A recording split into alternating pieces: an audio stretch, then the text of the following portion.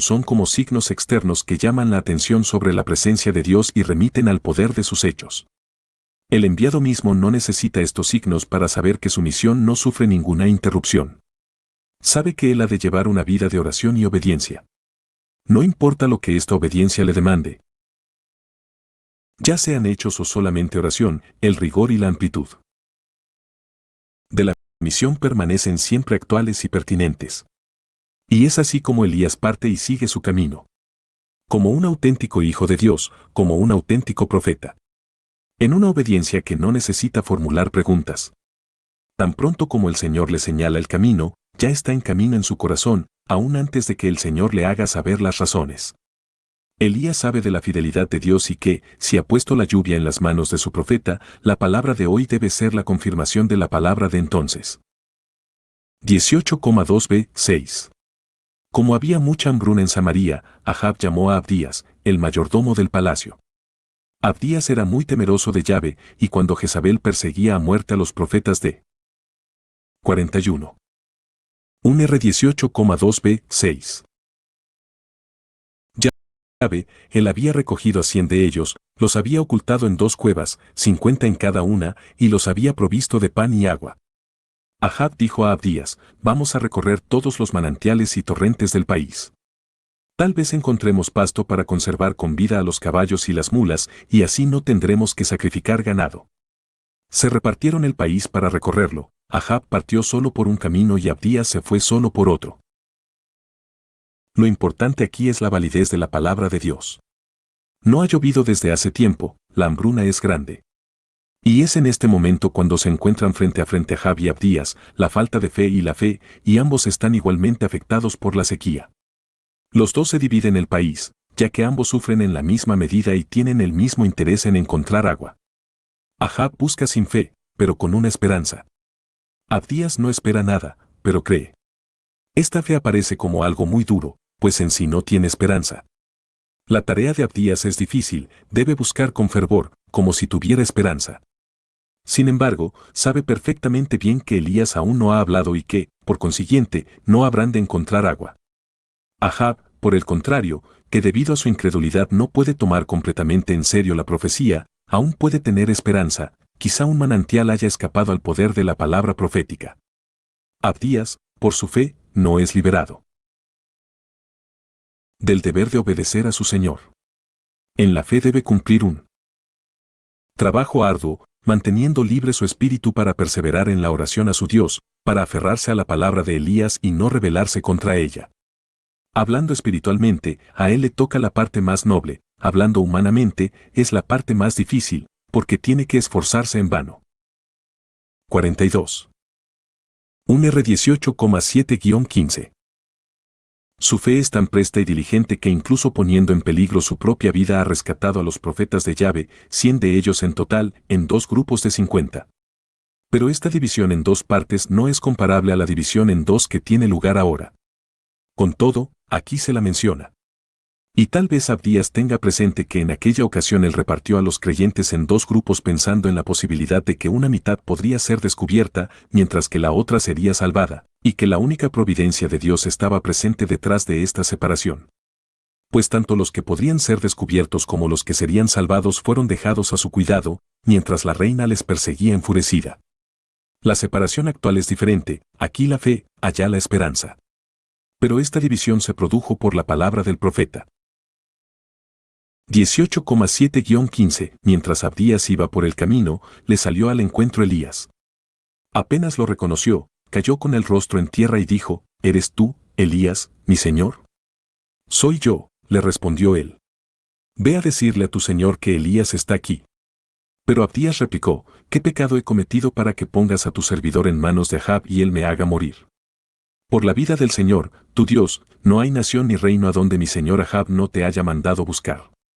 Y cuando decían, no está aquí, él hacía jurar a ese reino y a esa nación que no te habían encontrado. Y ahora tú dices, ve a decirle a tu señor que aquí está Elías. Pero en cuanto yo me aparte de ti, el espíritu de Yahvé te llevará quién sabe a dónde, y cuando vaya a avisarle a Ahab, él no te encontrará y me matará. Sin embargo, tu servidor teme a Yahvé desde su juventud. ¿Acaso no te han contado lo que hice cuando Jezabel mataba a los profetas de Yahvé, como oculté a 100 de ellos en 2 cuevas, 50 en cada una, y los proveí? 43. Un R18,7-15. ¿De pan y agua? Y ahora tú me dices, ve a decirle a tu señor que aquí está Elías. Seguro que me matará. Pero Elías replicó, vive Yahvé, el Todopoderoso, a quien yo sirvo. Hoy mismo me presentaré a él. Así como las palabras de Dios llegaron en forma repentina a Elías, así también Elías aparece ahora repentinamente ante Abdías. Hace desaparecer su desesperanza y su búsqueda infructuosa, pero incrementa su temor. El profeta se encuentra allí para hablar con Ahab y Abdías debe llevarle el mensaje. Sin embargo, no puede dejar de ver al profeta como a alguien tan sujeto a la palabra de Dios, alguien tan entregado a la voluntad del Espíritu que le parece imposible creer que Elías vaya a permanecer allí donde se encuentra en ese momento. La gente lo ha buscado por todas partes, pero no lo ha podido hallar. No se sabía que vivía en la casa de la viuda. Parece como si el profeta se encontrara apartado de las leyes de la Natural Sia. Quizá también ahora Elías esté allí frente a él como una aparición que el Espíritu puede volver a hacer desaparecer. Esta es la razón por la cual Abdías teme por su vida. Elías no le ha devuelto de ninguna manera su esperanza, pero su fe es tan inconmovible que lo sitúa de una vez y para siempre del lado de Elías. Abdías ve lo que podría sufrir al servicio del rey, como su fe no cambiará la actitud del soberano, quizás se ha acostumbrado tanto a ver su vida como algo separado de su fe que ahora tiene que protestar. Valora su propia vida. Desde el momento en que ha sido tocado por la fe, su vida ha experimentado algo del poder del Espíritu Divino. Sabe que para el Espíritu sería fácil arrebatar a Elías y llevárselo de allí, y así engañar a Ahab. Y él mismo no tiene el poder de convencer al 44. Un R18,7-15. Rey. El poder se encuentra en Elías, en el Espíritu y en la voz de Dios. El temor por su vida es lo decisivo en este momento, y movido por este temor tiene que hablar con el profeta. Abdías busca ablandar al profeta, le relata los peligros que libremente ha asumido en función de la fe, ha ocultado y alimentado a 100 profetas. Pero Elías no se deja conmover. Se mantiene en una obediencia que le prohíbe tomar otro camino. Una vez más, la misión y sus consecuencias son lo prioritario. Puede llegar el momento en que la misión parezca demasiado ardua y uno rechace determinados pasos. Pero lo inexorable de la misión que ha cautivado a toda la persona de Elías requiere de él que sea inexorable también con Abdías. Fue capaz de convencer a la viuda con unas pocas palabras. Con Abdías resulta más difícil, pero tiene que poder hacerlo. Le hace la promesa de quedarse allí. Pues lo decisivo debe tener lugar entre él y el rey. Abdías es solo un instrumento mediador y, en la fe, no puede rehusarse a ser tal. En el principio era la palabra del Señor. Para nosotros, esto no parece excluir la búsqueda personal. Pero, después que ella ha hablado, ya no hay lugar para la búsqueda. Para Elías esto está claro en el interior de su obediencia y de su misión. De aquí se desprende que las misiones siempre contienen algo de enigmático para aquellos que no han sido enviados, algo que se revela solo en el diálogo con Dios, en la oración del que es enviado. El rey busca donde no hay nada que buscar porque no posee la fe y, en realidad, no busca a Elías sino el agua. También Abdías busca agua, pero en la fe sabe que es en vano. Y no encuentra agua, sino la solución, Elías. Sin embargo, cuando lo encuentra, Abdías debe ir en busca del rey incrédulo para reunirlo con Elías. La voz no le había. 45. Un R18,7-15. Dicho a Elías más que, ve a presentarte a Ahab. Si uno contempla esto sin creer en la misión más íntima de Elías, podría preguntarse por qué ahora no va él junto con Abdías hasta donde está el rey. Pero Elías sabe que su encargo de presentarse a Ahab termina aquí, porque Ahab ha de recorrer el camino hasta ese lugar junto con Abdías. Que él sepa esto pertenece al misterio que lo une a Dios. El misterio último de la misión no es puesto a la luz, muy a menudo se revela solo de un modo indirecto, oblicuo, y al final, que era correcto de esta manera y no de otra. Para el creyente medio, Elías de algún modo ahora falla. ¿Por qué no sigue adelante? Elías sabe que no le está permitido. Él conoce su obediencia como nadie de fuera, aun siendo creyente, puede entenderla.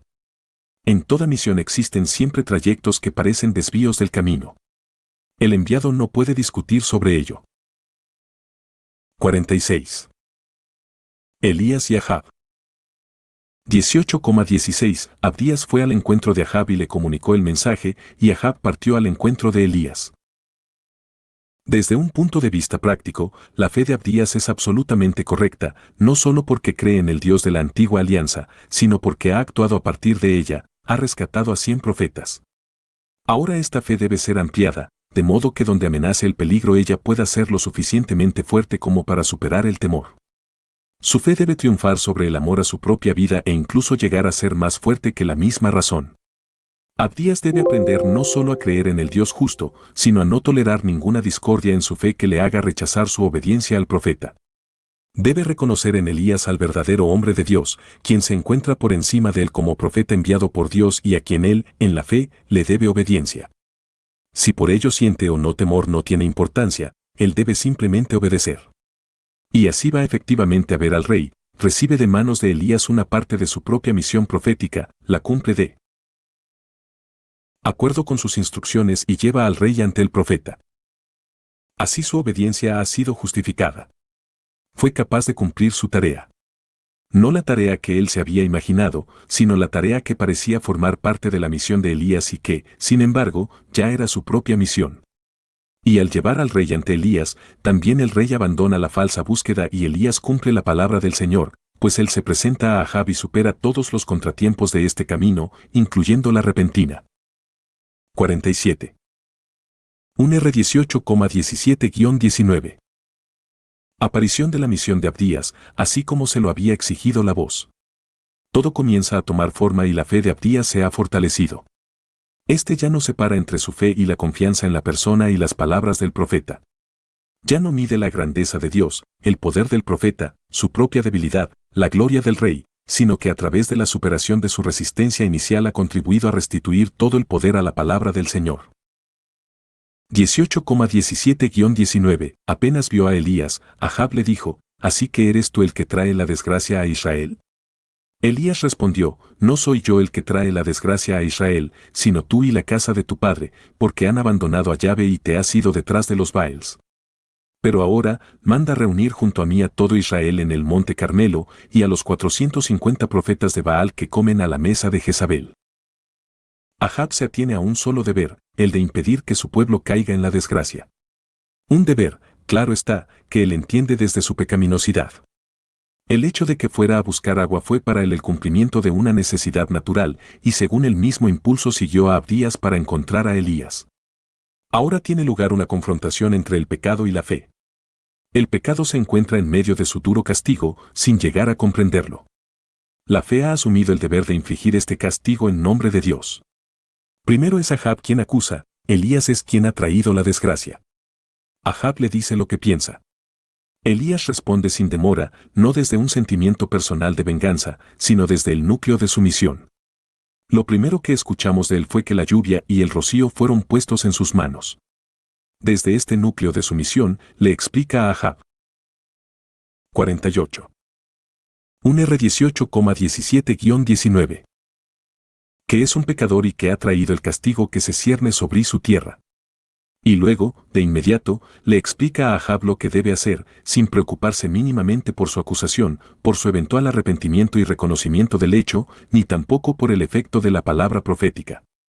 La grandeza de la fe está frente a la pequeñez del señorío humano.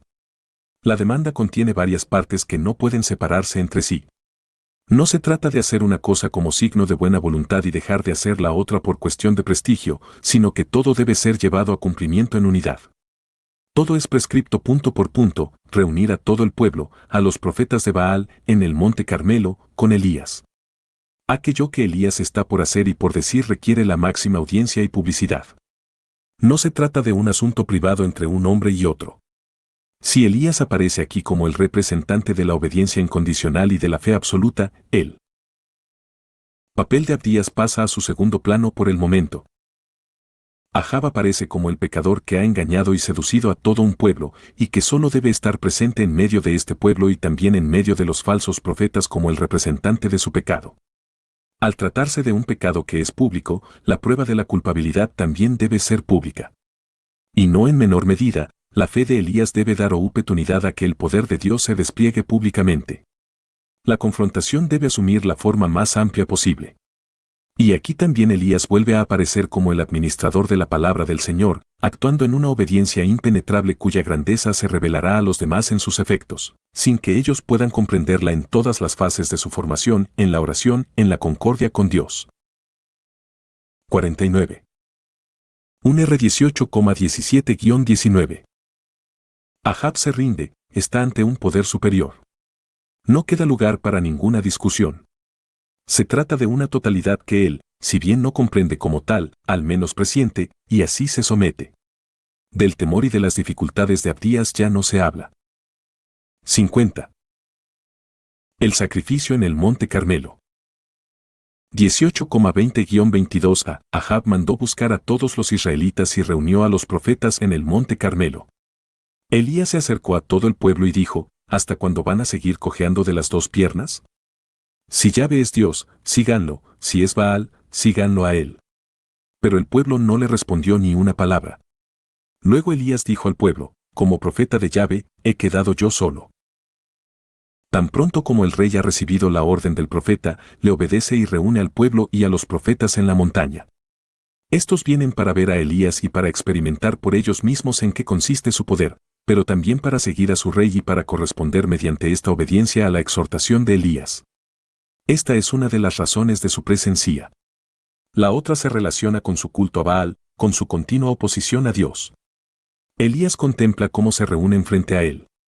Ve la parte de obediencia que han rendido, pero no puede estar satisfecho con ella, porque es incompatible con su desobediencia a Dios y no se ve en el pueblo ningún intento de superar esta contradicción. Elías está completamente entregado a Dios, se considera a sí mismo como el único profeta que ha quedado. Cada vez que él aparece, lo hace tan puramente en nombre de Dios que es imposible percibir alguna contradicción entre él y Dios. En su servicio a Dios no se puede mostrar ninguna carencia de armonía, ninguna opacidad, ninguna imperfección. La voz de Dios le habla a Elías, quien a su vez habla como profeta, pero a través de las palabras de Elías los oyentes. 51. Un R18,22b-24. Perciben la palabra de Dios. Su mediación es impecable. Y ahora, cuando él reprende al pueblo y ya no está dispuesto a tolerar más su ambigüedad, su ir cojeando de las dos piernas, esto lo hace en nombre de Dios. Para Elías, la palabra de Dios es la única verdad válida. A pesar de haberle obedecido, el rey tampoco está de parte de Elías, sino del lado del pueblo. De todos los que cojean, él es el más cojo. Y así aparece aún con más claridad el derecho de Dios a un seguimiento perfecto. Él nunca puede contentarse con un sí, pero tampoco permite a los suyos que consideren a los que cojean como personas que caminan rectamente. Así como él exige, así también quiere que sus profetas exijan, el todo, sine glase. 18,22b-24. Mientras que los profetas de Baal son 450. Traigamos 2 novillos, que ellos elijan uno, que lo despedacen y lo pongan sobre la leña, pero sin prender fuego. Yo haré lo mismo con el otro novillo, lo pondré sobre la leña y tampoco prenderé fuego.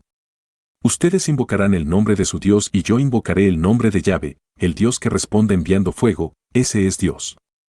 Todo el pueblo respondió diciendo, está bien. Elías está solo, él solo frente al pueblo. Esta soledad es semejante a la soledad del Hijo en la cruz, que está solo frente al pecado del mundo entero, asume la lucha contra él, llevándolo en soledad. Pero aquí la lucha es diferente. Sigue siendo una confrontación, una constatación de hechos concretos que se vuelve aún más clara por el silencio del pueblo. Elías se dirige al pueblo proponiendo algo que parece absolutamente neutral. A los ojos del pueblo, él otorga una misma chance. 52. Un R18,25-29. Tanto al verdadero como al falso Dios. Pero para él mismo, el creyente, no existe neutralidad alguna. Sabe que Dios está de su parte, que no lo dejará en la estacada. Él actúa en la más estricta obediencia y, ahora, el tiempo ha llegado. Si la voz de Dios le ha enviado al rey, ha sido para provocar la decisión. La obediencia de Elías le permite tomar caminos en los que, en principio, nada es visible excepto, justamente, que el profeta los emprende en la verdad y en la misión. El Dios verdadero responderá con fuego. Para Elías ya está decidido, para el pueblo permanece abierta la pregunta acerca de quién habrá de responder. El pueblo entra en el juego, las posibilidades son iguales y, en el fondo, él mismo no arriesga nada. No tiene nada en contra de seguir al Dios más poderoso. Y si en verdad existiera alguna conexión entre la palabra del profeta y la sequía, es bueno entonces darles a él y a su Dios una oportunidad. Los pecadores no se han comprometido seriamente ni con el falso Dios ni con el verdadero.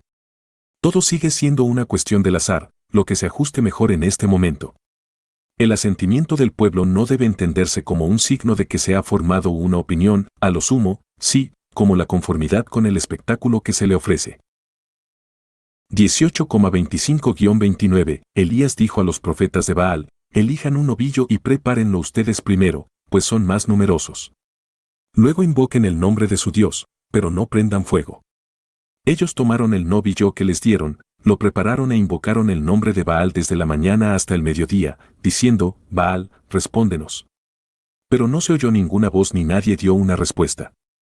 Mientras lo hacían, bailaban saltando alrededor del altar que habían erigido. 53. Un R18,25-29. Al mediodía, Elías comenzó a burlarse de ellos, diciendo, griten bien fuerte, porque es un Dios. Quizá esté sumido en sus pensamientos o ausente o esté de viaje, quizá esté dormido y deba despertarse. Ellos gritaron a voz en cuello y, según su costumbre, se hacían incisiones con cuchillos y lancetas hasta chorrear sangre sobre ellos. Y una vez pasado el mediodía, se entregaron al delirio profético hasta la hora en que se ofrece la ofrenda de la cena.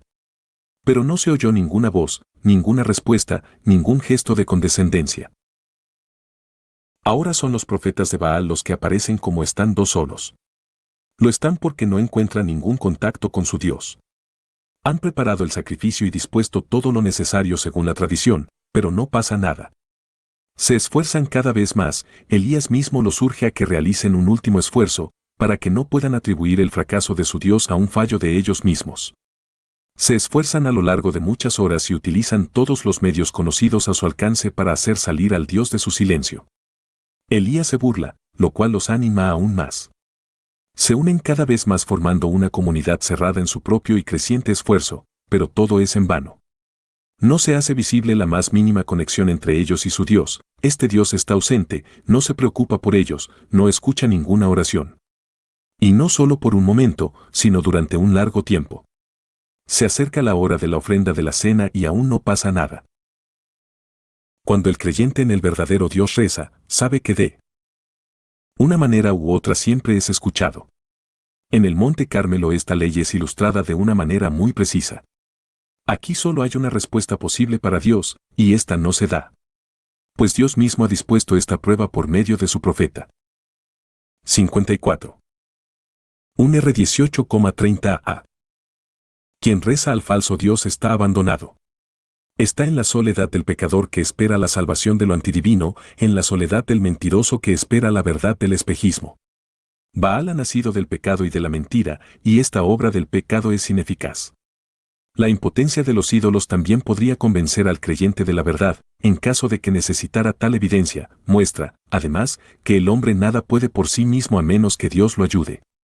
Los profetas de Baal, con todo su esfuerzo, están frente a la nada. 18,30-A. Entonces Elías dijo a todo el pueblo, acérquense a mí. Todo el pueblo se acercó a él. Cuando Elías predijo la sequía al pueblo de Israel, la verdad de su profecía se fue revelando solo gradualmente. El hecho de que había dicho la verdad fue para él inmediatamente evidente, para el pueblo solo paulatinamente. Y esta verdad era para el pueblo una entre muchas otras, el Dios verdadero, que la garantizaba, permanecía oculto en su unicidad. Pero ahora Elías aparece ante el pueblo con toda la grandeza de su misión, con una potencia que desde siempre estuvo presente en su misión, incluso cuando se expresaba solo en palabras, pero que ahora va a emerger de un modo claro e inequívoco. Con este poder ordena al pueblo que se acerque. Y el pueblo obedece. Ya no es el Elías que se presenta a una mujer individual y entra en la historia de su vida, Tampoco el que lleva una vida perfectamente contemplativa en la soledad retirada junto al torrente y es alimentado por Dios por medio de los cuervos. Ahora es el hombre de acción que necesita lo público. Aparece con serena seguridad y se comporta ante 55. Un R18,30b, 35. El público como aquel que Dios ha agraciado y elegido. A sus propios ojos, él desaparece en su misión, para los ojos del pueblo, él debe representar a Dios de tal modo que ellos puedan ver en su persona el poder mismo de Dios. El pueblo siente el poder presente en Elías y se inclina ante ese poder como ante algo tremendo. El pueblo se reúne a su alrededor. 18,30b, 35. Él restauró el altar de Yahvé que había sido demolido. Tomó 12 piedras, conforme al número de los hijos de Jacob, a quien Yahvé había dirigido su palabra, diciéndole, te llamarás Israel, y con esas piedras erigió un altar al nombre de Yahvé. Alrededor del altar hizo una zanja, como un surco para 2 medidas de semilla.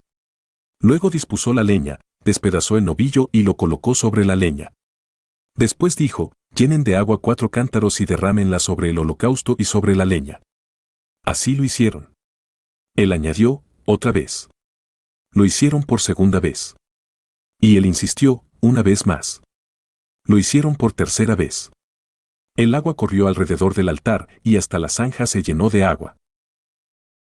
Elías restaura el altar de Yahvé. Lo hace siguiendo un mandato, el cual a la vez se inserta en la tradición de la antigua alianza. El Dios a quien él representa no es un nuevo Dios que pueda compararse con los ídolos que Israel ha introducido. Él es el Dios del pueblo, el Dios que ha fundado al pueblo y dado forma a toda su historia, por lo que debe ser considerado no como uno nuevo, sino como el Dios eterno de Israel. Elías toma 12 piedras para señalar con ello el número de las 12 tribus. Muestra al pueblo lo que ha conocido desde los primeros tiempos, le devuelve al pueblo su historia. Ante este altar, el pueblo debe reconocerse nuevamente así. 56. Un R18,36-40. Mismo, sentirse en su propia casa. Pero desde el momento en que el pueblo, pecando, ha abandonado la casa de Dios y la suya propia, Elías hace que las condiciones sean más difíciles. Hace derramar agua sobre la ofrenda preparada, por 3 veces, cada vez con el contenido de 4 cántaros, es decir, 12 veces, en concordancia con las 12 tribus. El sentido de toda la acción es poner la grandeza de Dios ante los ojos del pueblo incrédulo. Esta acción rompedora es un ejercicio de penitencia, un menosprecio de las leyes de la naturaleza, una forma de diferenciar este acontecimiento de todo lo que pueda ser aceptado como posible por los pecadores y los idólatras. El hecho de hacer las condiciones tan difíciles también alude al gran alejamiento en el que ha caído el pueblo.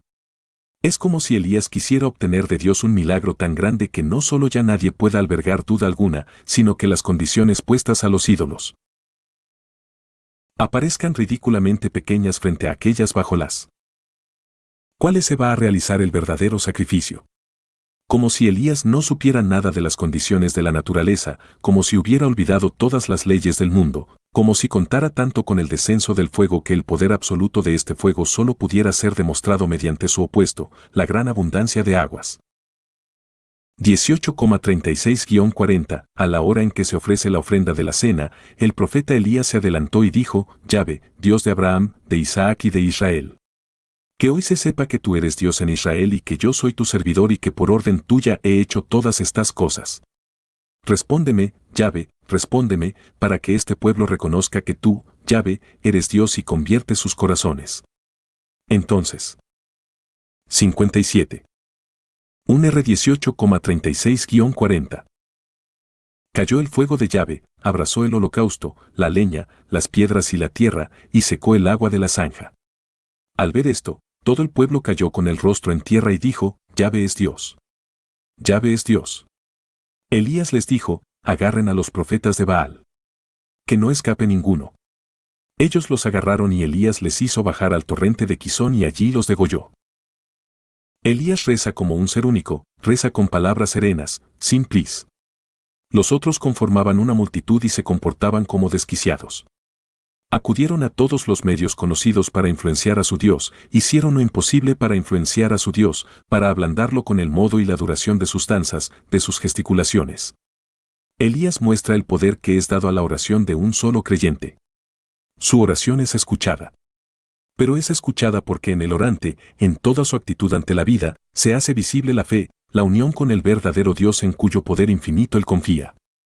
Elías muestra también que esa fe no es en absoluto un fenómeno masivo, que un solo santo puede ser suficiente para llevar a todo un pueblo al arrepentimiento. Ciertamente, Dios escucha la voz de todo un pueblo, pero también escucha la voz de una sola persona. Dios se ocupa y preocupa de los suyos en la hora de su necesidad, que puede ser la hora de su gloria. El fuego desciende con un peso divino de gloria. El fuego responde a la oración de Elías, que erigió el altar de Dios, preparó el alimento del sacrificio y vertió agua sobre los leños y todo lo que había en derredor, precisamente para recibir esta respuesta de parte de Dios. Pues lo que esta oración esperaba era en sí infinitamente más grande de lo que una oración puramente humana puede llegar a esperar. El fuego. 58. Un R18,36-40. De Dios consume la ofrenda y lame por completo el agua. Demuestra que la oración del creyente tiene el poder de dejar acontecer en el mundo los milagros de Dios con una plenitud que supera todo lo que puede ser esperado. Inmediatamente después, Elías ordena capturar y matar a los falsos profetas. Quita la incredulidad del corazón de la fe, castiga desde el centro de la gracia de Dios. Con ello ofrece al pueblo la posibilidad de comenzar una nueva vida ante Dios, una vida en la que todo lo que es pecado y tentación de pecado es erradicado, mediante el fuego purificador que consume todo lo que es impuro.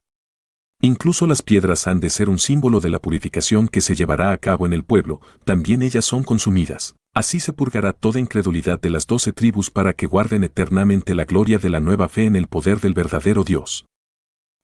No solo esto, sino también aquello, ya no se le concede ninguna existencia. El pueblo debe aprender a rezar. Elías le ha mostrado todo, la simplicidad, pero también la inquebrantable confianza en Dios de su oración y la verdad de la palabra de Dios en la cual está basada. La gracia ha realizado un nuevo comienzo en la historia del pueblo. Para Elías, este nuevo comienzo significa un perseverar en su misión. Quizás sienta más que nunca el peso de su misión, pero en la certeza de que ella es verdadera en Dios y está protegida en Dios. Dios le ha ayudado. Su oración se ha transformado en un diálogo simple y Dios simplemente le ha respondido de forma divina. Los convertidos han recibido el poder para terminar con los falsos profetas. Este es un primer fruto de la oración profética. Elías quiso que la verdad de Dios se impusiera. 59. Un R18,36-40. Rezó para que la verdad que era válida entre Dios y él fuera también válida entre Dios y el pueblo. El poder con el que Elías ha hecho su camino le será dado también al pueblo. Su oración era una oración de donación de sí, él quería volver a dar lo que poseía, y en esto reconoce la certeza, el poder y la eficacia de la verdad. Su servicio es un servicio a la voluntad de Dios. Elías solo quiere lo que Dios quiere, la conversión de los que se han extraviado. Una fuerza violenta acompañará esta conversión, fuerza que será puesta de golpe en manos del profeta para que el pueblo reconozca en ella la potencia de Dios. Y, sin embargo, esta fuerza violenta, que se ha revelado en el fuego de Dios y más aún en la conversión de los pecadores, está totalmente vinculada a las sencillas palabras de la oración. La palabra de la oración tiene poder sobre Dios, poder para desatar el poder de Dios. Los creyentes han visto el poder y la eficacia de la oración. Han recibido repentinamente una fe poderosa, han sido colmados por un poder hasta ahora desconocido. Ahora, pues, comienzan a intuir lo que puede ser la verdad de Dios y el servicio a esa verdad. Intuyen algo de la misteriosa circulación de palabra y poder entre Dios y su enviado. Este recibe el poder de Dios si lo utiliza en el sentido querido por Dios. La oración ya no es una petición vaga, quizá irrealizable, tampoco un humillarse arrastrado ante Dios, tampoco una débil expresión de deseos, gratitudes o temores. Ahora la oración es realmente un diálogo en sentido pleno, con palabras y respuestas que se corresponden mutuamente, en el que Dios entra y está presente por entero con su verdad y su poder. Pero, ya que Dios es un interlocutor de este diálogo, sus posibilidades se amplían infinitamente, los poderes del cielo se 60. Un R18,36-40. Derraman sobre la tierra, tan repentinamente como nada puede serlo en el mundo, desbordando todas las leyes habituales. Y los vocablos y conceptos acuñados en la incredulidad o en la tibieza ahora parecen miserables.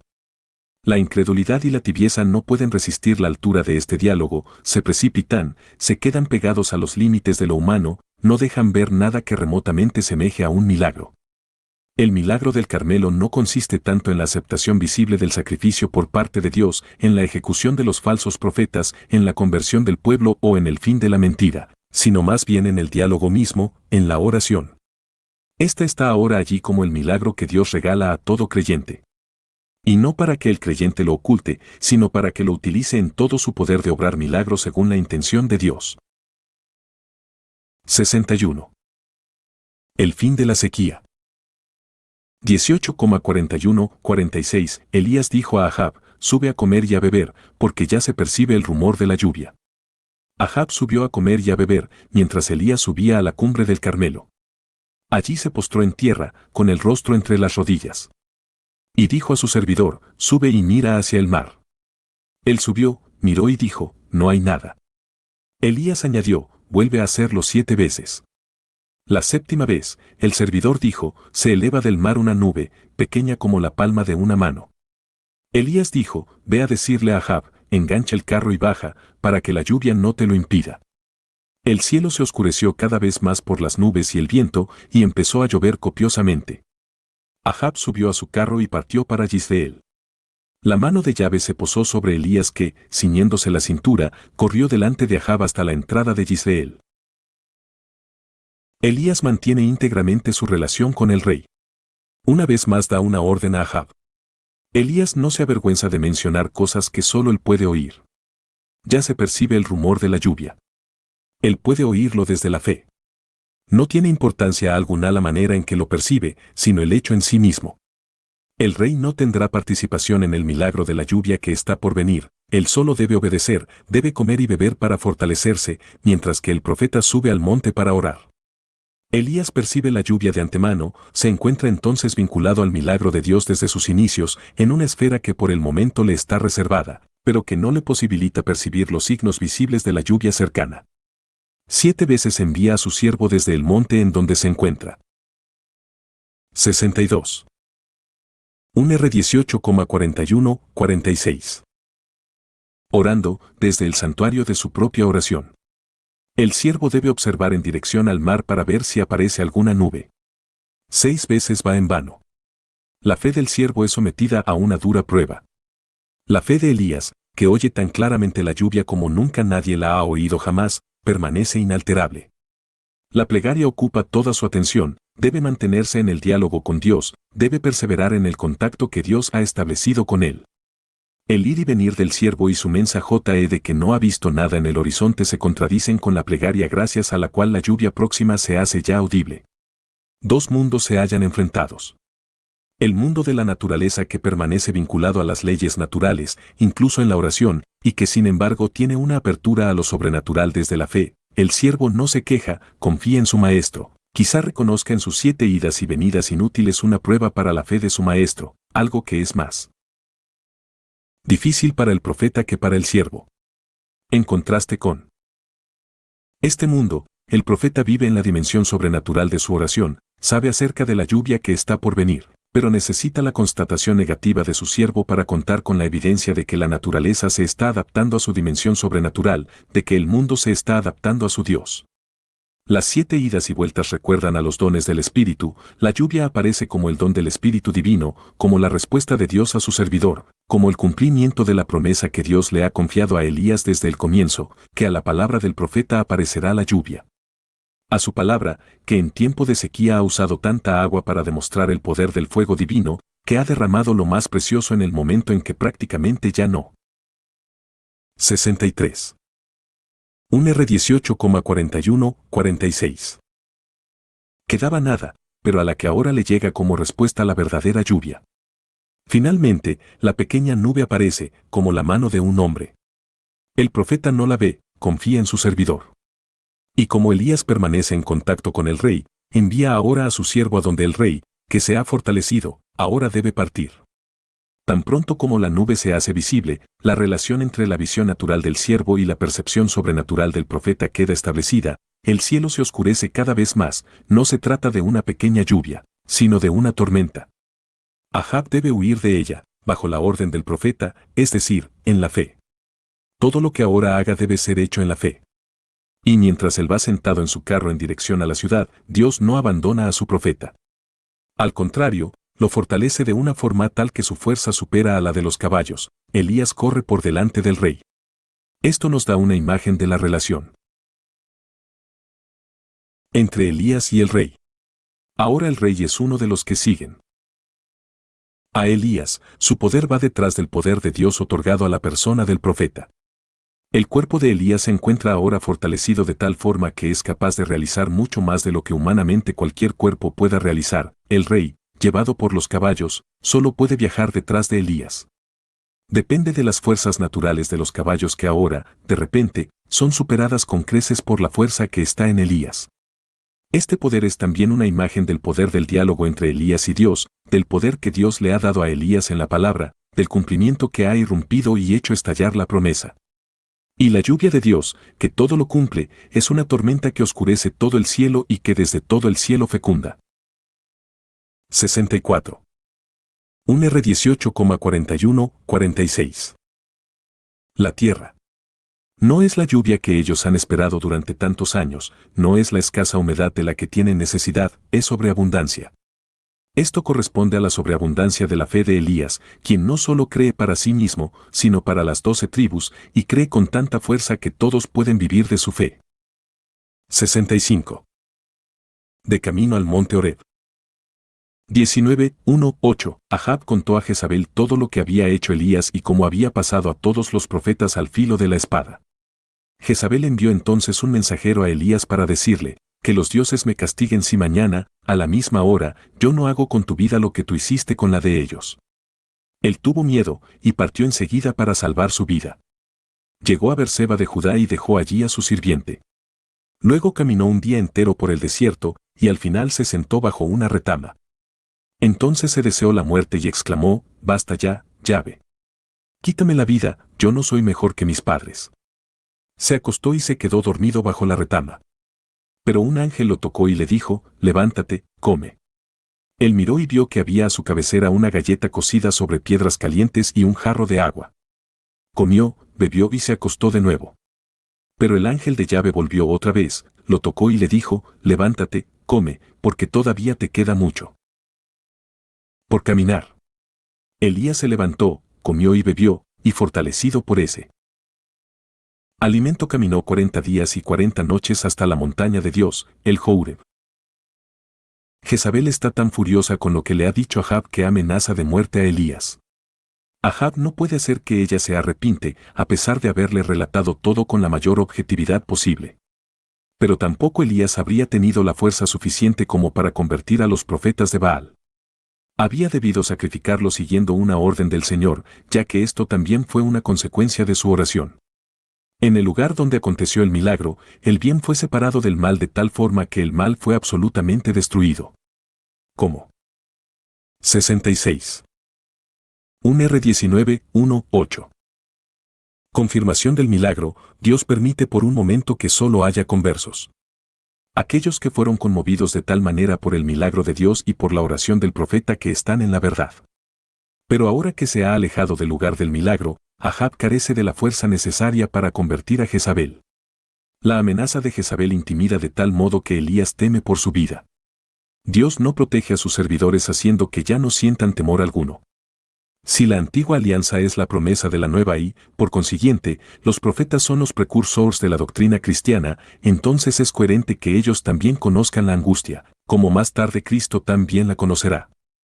Además, Elías se encuentra naturalmente muy cansado, agotado, casi al final de sus fuerzas. Si Jesús dice sentir que se le escurren las fuerzas luego de realizar un milagro, es coherente que un servidor de la antigua alianza, quien además no es más que un hombre, experimente una pérdida de sus fuerzas si ha participado en la realización de un milagro.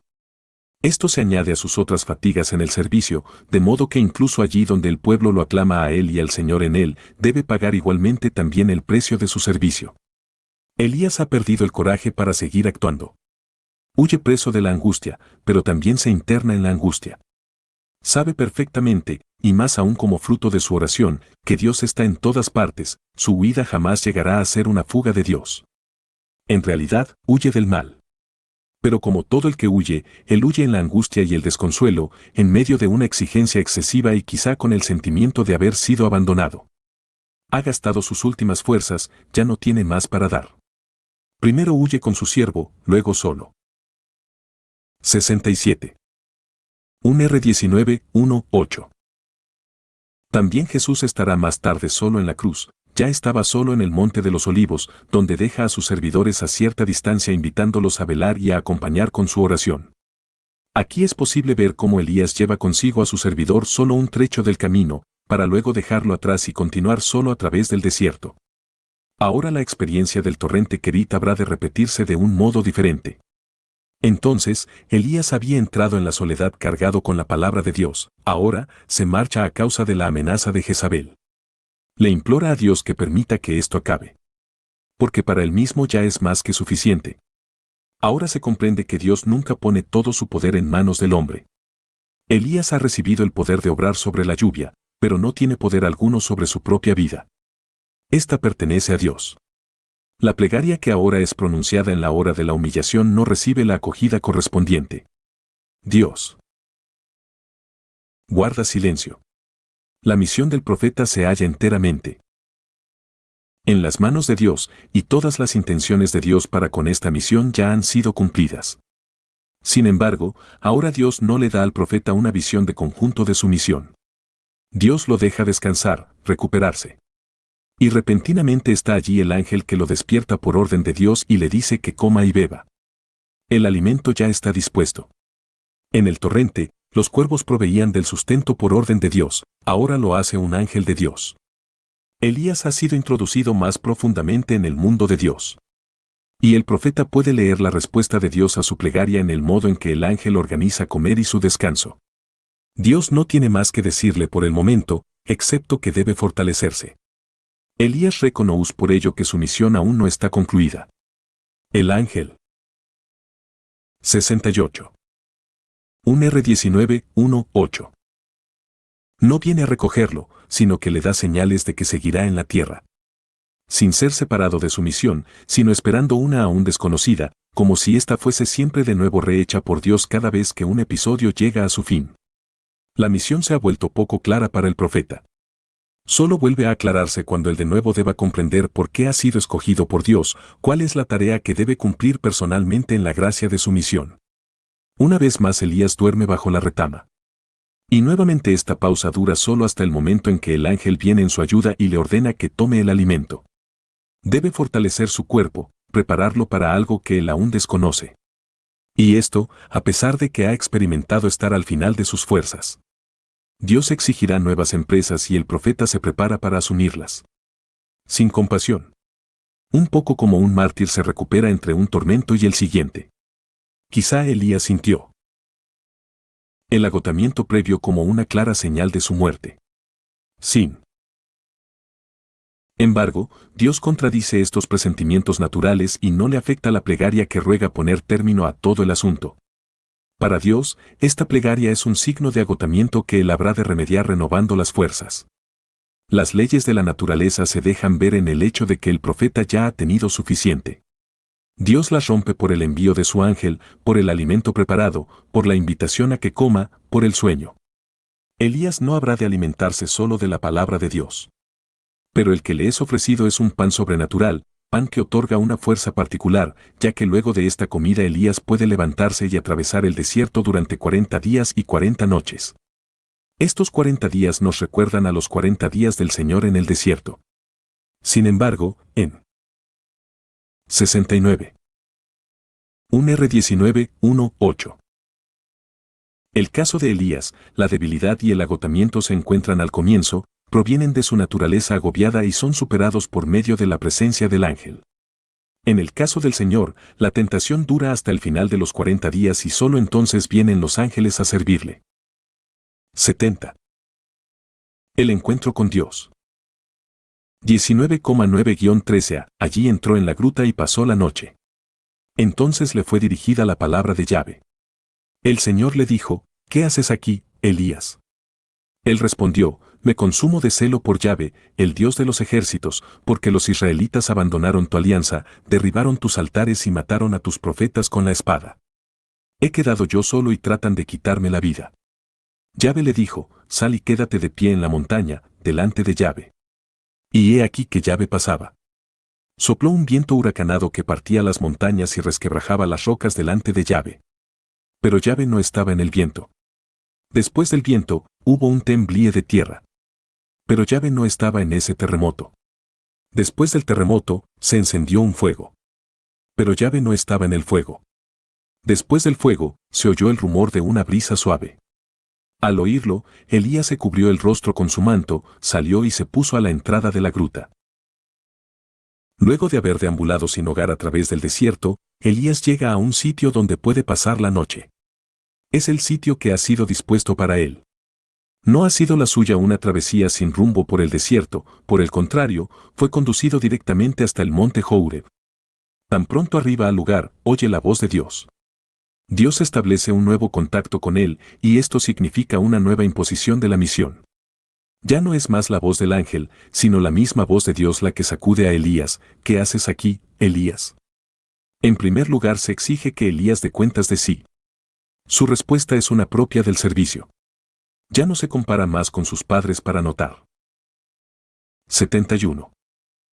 Un R19,9-13a. Que no es mejor que ellos. Ya no deja que hablen su debilidad y su desánimo. Ahora habla su celo por Dios. Él es el único lleno de celo que aún queda. El encuentro cara a cara con Dios tiene algo de definitivo. No se trata solo de un profeta que se sitúa frente a la palabra de su Dios. Aquí está el único servidor de Dios que queda, en cierto modo es el último hombre en quien Dios puede confiar, él está aquí ante su Dios para rendirle cuentas. El tono de Elías es en cierto modo exultante, me consumo de celo por Yahvé, el Dios de los ejércitos, y ahora he quedado yo solo. Cuando Elías se consideraba inferior a sus padres, la humildad y el cansancio fueron decisivos, ahora lo son el ministerio y la fuerza que de allí provienen. Dios y no él sería el abandonado si Elías insistiera en considerarse como un hombre débil. Por ello, en cierto modo, Elías debe cubrir la debilidad de todos los que han desaparecido, de todos los que han abandonado la fe y el servicio a Dios, para solo mostrar lo que queda ahí. Se deja ver. Es un testimonio de su poder personal y de su perfecta obediencia, que lo ha conducido hasta aquí, para precisamente en esta gruta rendir cuentas a Dios, su vida era celo. No solo ha escuchado la voz de Dios, sino que le ha respondido con todo su ser. Lo sabe gracias a una comprensión que reconoce a la vez a Dios y a lo sucedido en la tierra. Y si bien en este testimonio aún resuena algo de angustia, a pesar de su gallardía, Dios lo pasa por alto y le imparte una orden. Debe abandonar la gruta y dirigirse al encuentro de Yahvé. Debe realizar una experiencia inmediata de Dios. La gruta no es el lugar en donde Dios desea mostrarse a Elías. Debe salir a lo abierto. Y Elías continúa su marcha, sin decir nada, en la fuerza de su obediencia, que en él se revela. 72. Un R19,9-13a. Siempre de nuevo poderosa y en la misión de Dios le hace recorrer un lugar tras otro. Hasta este punto, siempre debía dirigirse a algún lugar para realizar algo. Ahora se le anuncia otra cosa, debe salir fuera para encontrar a Dios, que quiere encontrarle a él. Entonces aparecen los signos, todos ellos premonitorios. Llega la tormenta, poderosa, hendiendo la tierra, como una condescendencia del potente cielo hacia la débil tierra. El terremoto llega como un signo que muestra la imposibilidad de la tierra para resistir el impacto de la tormenta. No sabemos qué temor sintió Elías durante el curso de estos acontecimientos. Dios no está en ellos, son solo mensajeros anticipados, testimonios de su poder, amenazas. Dentro de estas amenazas está la bondad de Dios, quien no permite que su servidor sea dañado en la tormenta o por el terremoto, pues él debe ser un testigo. Entonces llega el fuego. Elías sabe acerca del poder que Dios puede manifestar en el fuego, El fuego que antes consumió la ofrenda sacrificial rociada con agua y abrazó por completo el agua y las piedras. Pero ahora Dios no está en el fuego, Dios no consume. Entonces llega la suave brisa y el profeta se cubre el rostro. Este encuentro no acontece en la visión, porque Dios todavía no se ha hecho hombre. Dios no se muestra, pero está en el susurro del viento. Elías no lo contempla. Solo cuando Dios se haga hombre y viva entre nosotros, aprenderemos a verlo cara a cara, y cuando permanezca entre nosotros a lo largo de todos los tiempos en la Eucaristía, adorándolo, tendremos la gracia de verlo. El profeta no recibe otra orden que la de estar allí. Pero él sabe que debe cubrirse el rostro, que la visión sería insoportable, Dios no la desea en absoluto. 73. Un R19,9-13a. Elías deja que Dios pase junto a él.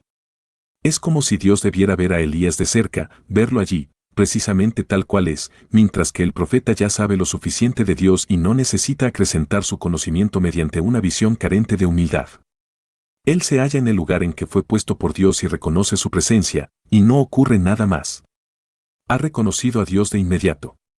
Lo ha reconocido no solo en lo contrario de su no estar presente en la tormenta o en el terremoto o en el fuego, no solo por la privación propia de la negación, sino por la plenitud de la presencia. Un encuentro de esta naturaleza basta, el profeta no desea pedir nada más allá de esto. Dios da siempre más de lo que es apenas suficiente, pasa, de hecho, junto al hombre y éste debe asir esta plenitud excesiva en el modo querido por Dios. El reconocimiento es muy preciso, la verdad está allí, pero desea asumir el carácter del ocultamiento, de modo tal que nada de lo que habrá de revelarse en la llegada del Hijo sea anticipado. Es como una consideración atenta del Padre hacia el Hijo.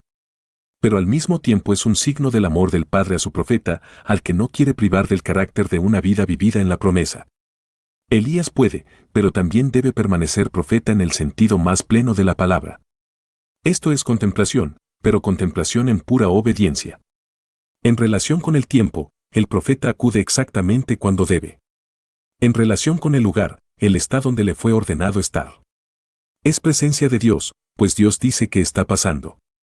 Por tanto, es contemplación en la aridez, porque ahora no puede verse nada, sino que quien contempla se cubre. No es, sin embargo, un conocer intelectual, sino un conocer de la fe. Este tipo de contemplación ofrece 74. Un R19,13b-18.